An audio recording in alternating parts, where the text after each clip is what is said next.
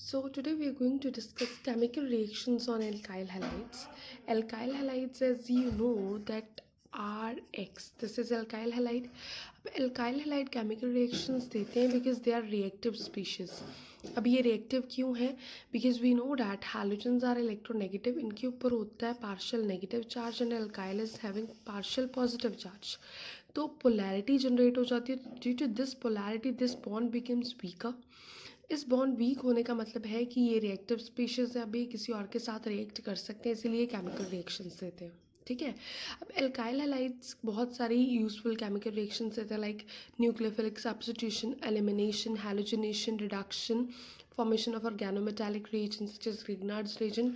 तो ये सारी रिएक्शंस को अभी हम डिस्कस करेंगे. फाइन.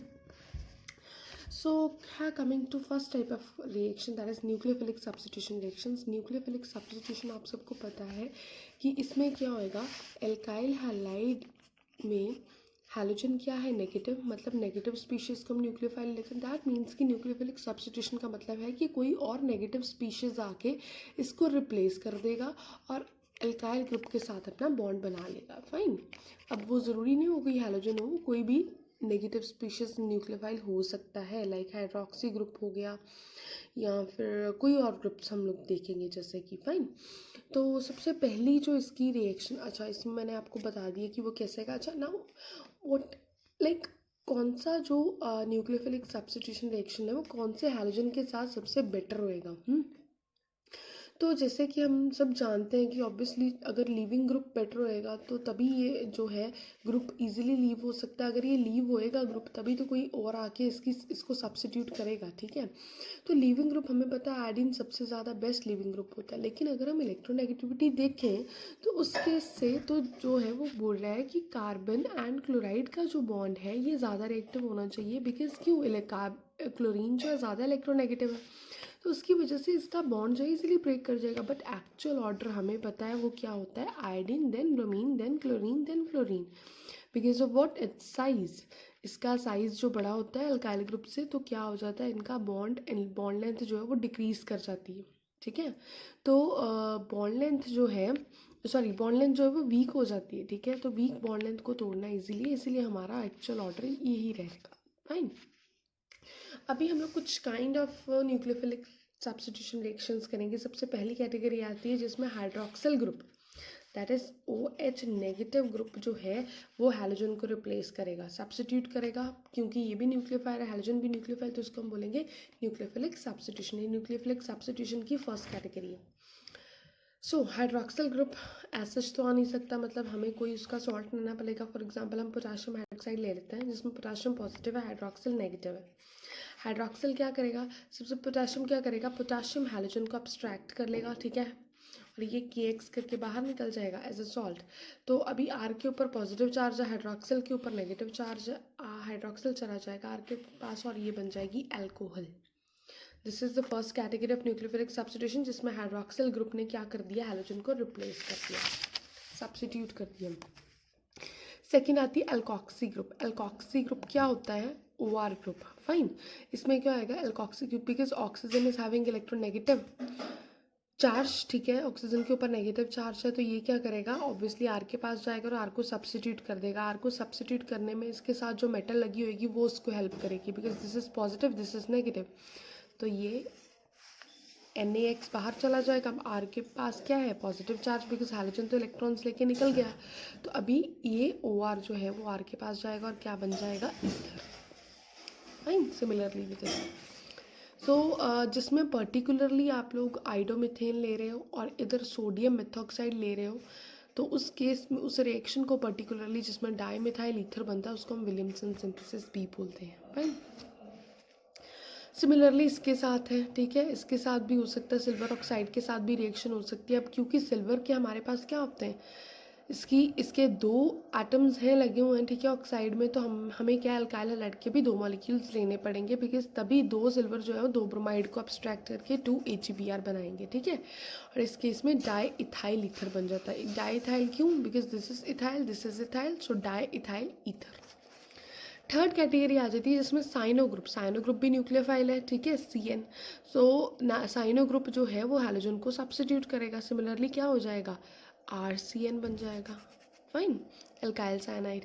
अभी जो साइनो ग्रुप है आपका, ठीक है, अभी यहाँ पे मैं आपको बताऊंगी कि एक कैटेगरी होती है जिसमें साइनाइड ग्रुप आता है, एक कैटेगरी होती है जिसमें आइसोसाइनाइड आता है। हालांकि दोनों में होता कार्बन एंड नाइट्रोजन ही है। तो एक को हम साइनाइड और दूसरे को हम आइसोसाइनाइड क्यों बोलते हैं, इसमें देखो, ये जो आपका CN है ना, cyanide, this is ambident ligand, ambident nucleophile हम इसको बोलते हैं। एम्बीडेंट न्यूक्लियोफाइल क्यों बोलते हैं, जिसमें एम्बीडेंट न्यूक्लियोफाइल वो वाले न्यूक्लियोफाइल्स होते हैं जिनमें 2 टारगेट साइट्स होती हैं। मतलब कि ये जो है बॉन्डिंग कार्बन के थ्रू भी कर सकता है, ये बॉन्डिंग नाइट्रोजन के थ्रू भी कर सकता है। तो जिसमें 2 बॉन्डिंग साइट्स होंगी उसको, उन न्यूक्लियोफाइल्स को हम क्या बोलते हैं, एम्बीडेंट न्यूक्लियोफाइल्स। अभी जैसे कि जब हमने साइनाइड के साथ इसकी रिएक्शन करवाई तो आपने देखा होगा कि R के साथ कार्बन की बॉन्डिंग हुई है पहले, मतलब बॉन्डिंग इसने करी है साइनाइड ने थ्रू कार्बन। लग आपको दोबारा से दिखाती हूँ, ये प्रोडक्ट बना है हमारे पास, तो मतलब साइनाइड में से कार्बन ने बॉन्डिंग करी है। फाइन, लेकिन आइसोसाइनाइड में आप क्या देखोगे कि ये देखो बॉन्डिंग हो रही है थ्रू नाइट्रोजन, ये फ़र्क होता है दोनों में। फाइन, तो लाइक ये हमारा एल्काइल हैलाइड है, ठीक है, हमने क्या लिया, सिल्वर साइनाइड लिया, लेकिन इस पर ही क्या होगा, जो सिल्वर है वो तो हैलोजन को लेके बाहर निकल जाएगा सिल्वर हैलाइड बन के, ठीक है। R के ऊपर पॉजिटिव चार्ज है, इस पर ही बॉन्डिंग होएगी थ्रू नाइट्रोजन, बिकॉज हमारे पास हमने आइसोसाइनाइड ग्रुप के ऊपर फोकस करा है ना, ठीक है। ये इसकी रिएक्शन होती है और ये इसकी एक्सप्लेनेशन है जो मैंने अभी बोली। हालांकि प्रिंसिपल में तो हम ये डिस्कस करते हैं कि बॉन्डिंग थ्रू कार्बन भी हो सकती है, बॉन्डिंग थ्रू नाइट्रोजन भी हो सकती है, बट इन एक्चुअल प्रैक्टिस जो है हमेशा जितनी भी आप रिएक्शंस करोगे उनमें बॉन्डिंग थ्रू कार्बन ही हुई होगी। क्यों, बिकॉज कार्बन कार्बन का बॉन्ड जो है, ये देखो, अगर बॉन्डिंग थ्रू कार्बन होती है तो कार्बन कार्बन, एल्काइल भी तो कार्बन ही है, कार्बन कार्बन का बॉन्ड बनेगा जो कि ज़्यादा स्ट्रॉन्ग होता है than carbon nitrogen bond. Fine, this is the actual reason. Next category आती है जिसमें हम लोग सब्स्टिट्यूशन कराएंगे हैलोजन की बाय नाइट्राइड ग्रुप। अब नाइट्राइड ग्रुप भी एम्बीडेंट लाइगेंड होता है, इसमें भी बॉन्डिंग थ्रू नाइट्रोजन भी हो सकती है, बॉन्डिंग थ्रू ऑक्सीजन भी हो सकती है। फाइन, लुक, नाइट्राइड ग्रुप में दिस इज नाइट्राइड NO2, ठीक है। अब अगर तो बॉन्डिंग हो रही है थ्रू ऑक्सीजन, ये देखो बॉन्डिंग थ्रू ऑक्सीजन हो रही है तो ये बनेगा नाइट्राइड, लेकिन अगर बॉन्डिंग हो रही है थ्रू नाइट्रोजन तो फिर वो क्या होएगा, नाइट्रो ग्रुप बोलेंगे हम उसको। फाइन, देखो ग्रुप R के साथ NO2 ही लग रहा है, इधर भी R के साथ NO2 ही लग रहा है, लेकिन इस बार R के साथ बॉन्डिंग हो रही है ऑक्सीजन की, और इस केस में R के साथ बॉन्डिंग हो रही है नाइट्रोजन की। क्यों हो रही है, because nitro group is ambident ligand, तो बॉन्डिंग थ्रू ऑक्सीजन भी पॉसिबल है, बॉन्डिंग थ्रू नाइट्रोजन भी, लेकिन दोनों का नाम डिफर कर जाएगा। अगर बॉन्डिंग थ्रू ऑक्सीजन हो रही है तो मतलब वो नाइट्राइड ग्रुप है, अगर बॉन्डिंग थ्रू नाइट्रोजन हो रही है तो मतलब वो नाइट्रो ग्रुप है। फाइन, सिमिलरली इसकी एक्सप्लेनेशन उन्होंने दी हुई है। फाइन, नेक्स्ट आ जाती है हमारी कैटेगरी जिसमें कार्बोक्सिलेट ग्रुप जो है उसकी जो है सब्स्टिट्यूशन करेगा, वो सब्स्टिट्यूट करेगा हैलोजन को। Fine, so this is your carboxylate group RCOO, ठीक है। इसके साथ सपोज सिल्वर लगा, ये आपके पास एल्काइल हैलाइड है। अब हैलोजन का जो नेगेटिव आयन है वो तो सिल्वर ले लेगा, ठीक है, सिल्वर हैलाइड बन गया, बचा क्या, दिस इज नेगेटिव और दिस इज पॉजिटिव, ये पॉजिटिव आ जाएगा, नेगेटिव के पास तो बनेगा R, ठीक है, R', उसने इधर से शुरू करा, आप जिधर से मर्जी कर लो, R', कार्बन ऑक्सीजन, फिर O&R, this is ester group, मतलब एस्टर ग्रुप जो है वो फॉर्म हो जाएगा। फाइन, ओके, सिमिलरली ये रिएक्शन है, इसमें उन्होंने सिर्फ R और X की जगह पे हैलोजन ले लिया, पर्टिकुलर R की जगह पे इथाइल ग्रुप लिया है। Fine, next is substitution of halogen by amino group. अब अमाइनो ग्रुप भी क्या होता है, न्यूक्लियोफाइल, तो वो कैसे उसको जो है रिप्लेस करेगा। Look, this is alkyl halide और ये क्या है, अमोनिया, ठीक है। अब अमोनिया में क्या होएगा, अमोनिया में हाइड्रोजन इज, लुक, अमोनिया में ये जो हाइड्राइड है, ठीक है, ये जो हाइड्रोजन है, ठीक है, दिस इज पॉजिटिव, और अगर ये पॉजिटिव लेके Br नेगेटिव को लेके HBr बनाने का, ठीक है, तो अभी इधर पॉजिटिव चार्ज है और नाइट्रोजन के ऊपर नेगेटिव चार्ज है, ठीक है, तो ये नाइट्रोजन चला जाएगा इस कार्बन के पास और ये क्या बना देगा, primary amine because amine group is present directly is attached to only one carbon. ठीक है, fine. इस केस में ये बन रहा है प्राइमरी अमीन, ठीक है. लेकिन depending upon the substitution with this nitrogen and this alkyl halide, ठीक है, कि कौन सी सब्स्टिट्यूशन. अब देखो एल्काइल हैलाइड में तो CH3 CH2 ही था, लेकिन इस पहले क्या था, नाइट्रोजन के साथ तीनों हाइड्रोजन्स थी. इस बार ही नाइट्रोजन के साथ एक हाइड्रोजन है और उसकी जगह पे क्या है, सॉरी दो हाइड्रोजन है और एक सब्स्टिट्यूशन किसकी है, एल्काइल ग्रुप की है, ठीक है. तो वही एल्काइल ग्रुप इधर जाएगा, तो इस केस में क्या बन जाएगा, नाइट्रोजन के साथ सेकेंडरी अमीन. लुक कैसे बनेगी मैं आपको बताती हूँ यहाँ पे. Fine, this is alkyl halide, ठीक है. ये HBr निकल गया. अब कार्बन के ऊपर पॉजिटिव चार्ज और इस नाइट्रोजन के ऊपर है नेगेटिव चार्ज, ठीक है.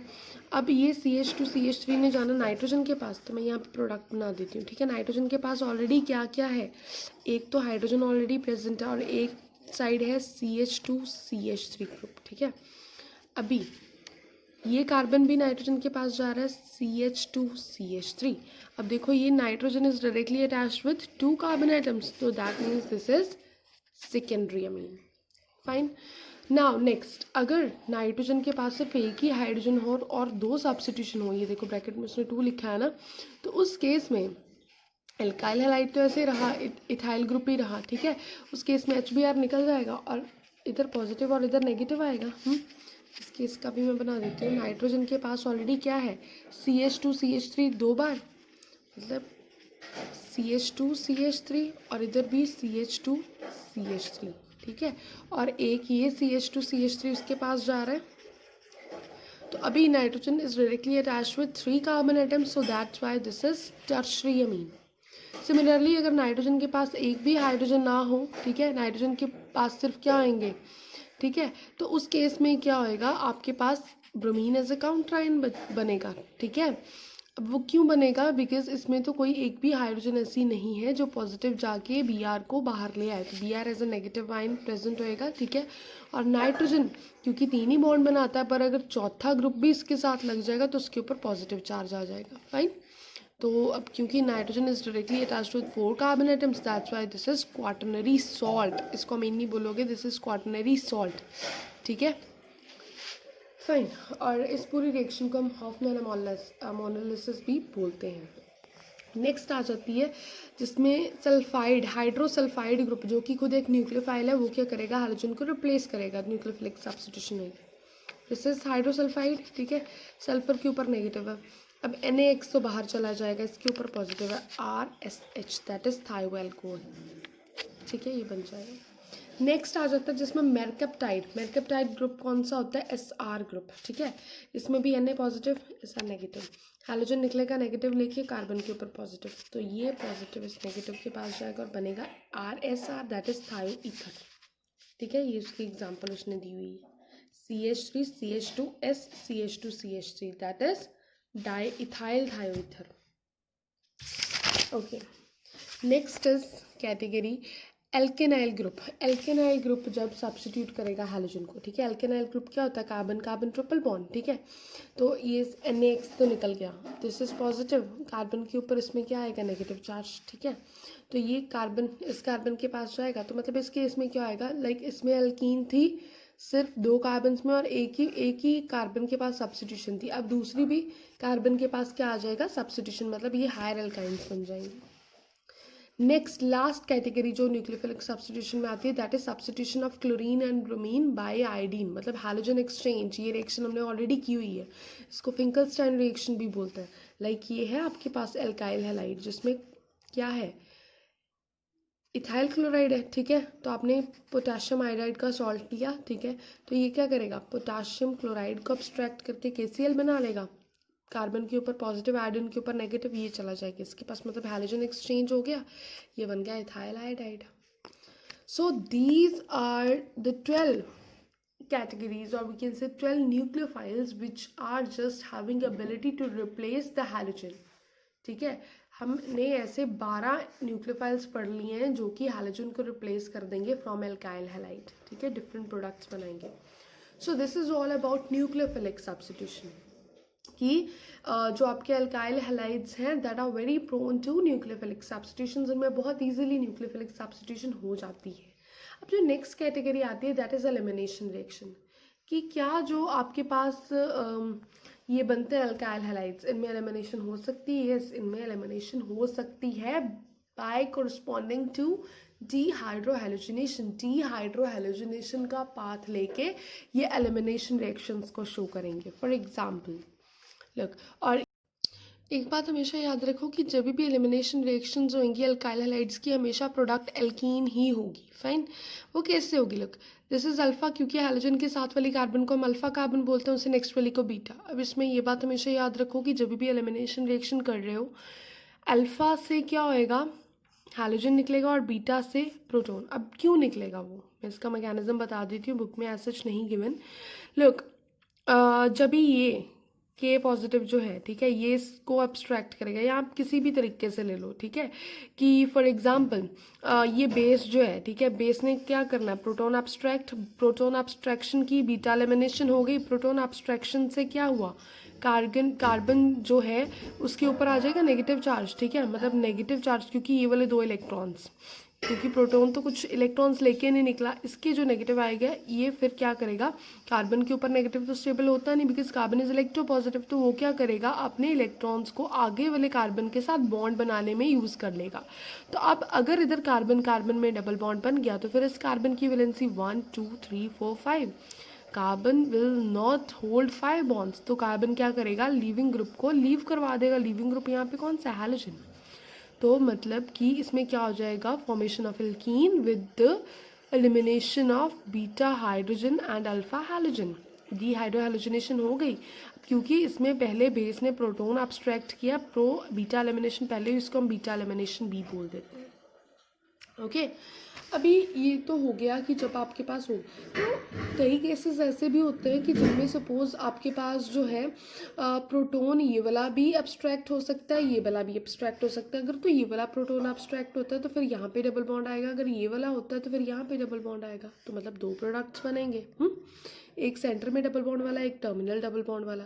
तो हाईली जो हाई यील्ड में कौन सा प्रोडक्ट बनेगा? ऑब्वियसली सेंटर वाला। वो क्यों बनेगा इसका डिस्कस हम ऑलरेडी कर चुके हैं, Saytzeff rule, because highly substituted alkenes are always more stable than less substituted. इस एल्कीन में इधर भी अल्काइल ग्रुप है, इधर भी अल्काइल की सब्स्टिट्यूशन है, इसमें सिर्फ एक तरफ अल्काइल की सब्स्टिट्यूशन है, दूसरी तरफ तो हाइड्रोजन है, so this will make an major amount. Fine, so ease of dehydrohalogenation में क्या आएगा कि कौन सा वाला जो हैलोजन है वो इजीली निकल सकता है, या कहाँ से जो हाइड्रोजन है वो।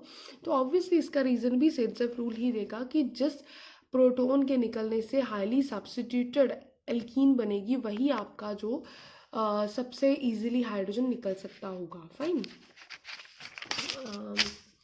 नेक्स्ट कैटेगरी आ जाती है रिएक्शन विद मेटल्स। मेटल्स में मैग्नीशियम मेटल हो सकती है, सोडियम मेटल हो सकती है, एंड कोई एक्टिव मेटल्स हो सकती है। मैग्नीशियम मेटल के साथ तो जब भी अल्काइल हैलाइड का रिएक्शन होगा हमेशा ग्रिग्नार्ड्स रिएजेंट ही बनेगा, RMgX, ठीक है।